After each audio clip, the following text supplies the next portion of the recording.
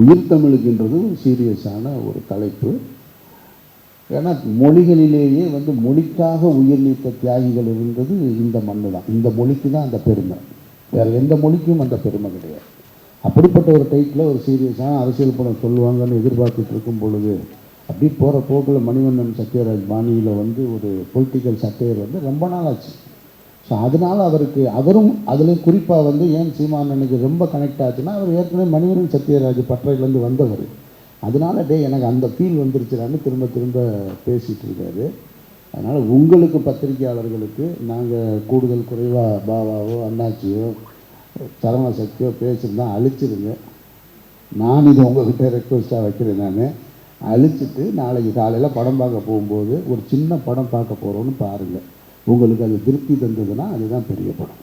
நீங்கள் பெரிய படம் பார்க்க போகிறோன்னு நினச்சி போயிட்டு இதுக்காக அம்பிட்டு பேசுகிறீங்க, ஏசி ரூமில் எங்களை கொண்டு வந்து உட்கார வச்சு ஒவ்வொரு அளவையும் அரை மணி நேரம் லேட்டாக வந்தீங்கன்னு தயவு செஞ்சு நினச்சிடாதீங்க.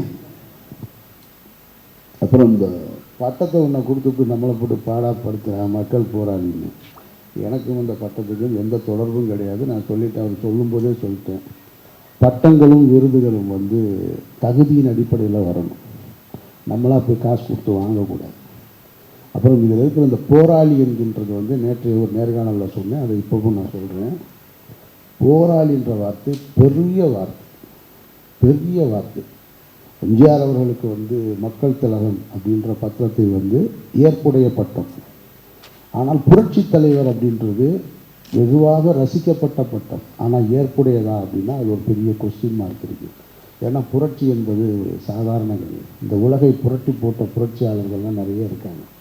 அந்த வகையில் போராளி என்பது, நான் போராளி, ஒரு சினிமாவில் நடித்தேன், 4 படம் எடுத்தேன், 2 படம் நடித்தேன், நான் போராளின்னா ஈழத்தில் போராடிய மாவீரன் பிரபாகரன் யார்? அவர் போராளியா இல்லையா? அப்போ ஊதிய உயர்வு கேட்டு கூலிக்கு சரியான கூலி கொடுக்கப்படாமல் போராடி மாஞ்சோலை ஓட்ட தொழிலாளர்கள் தாமிரபரணி ஆற்றில் இறந்தாங்களே, அந்த போராளிகளை எப்படி பார்க்குறது?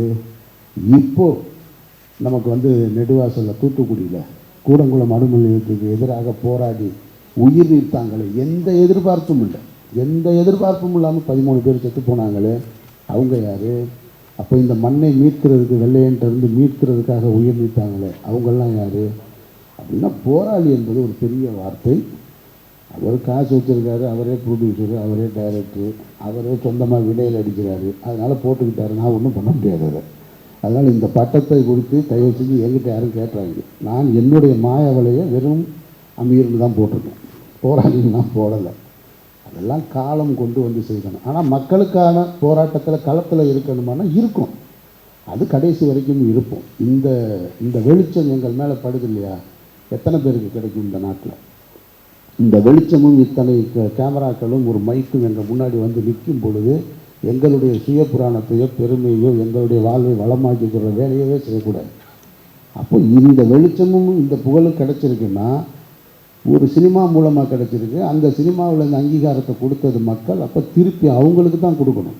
அந்த எண்ணம் எப்பொழுதுமே எனக்கு இருக்குது. அதனால் கடைசி வரைக்கும் மக்களோடையே இருப்போம்.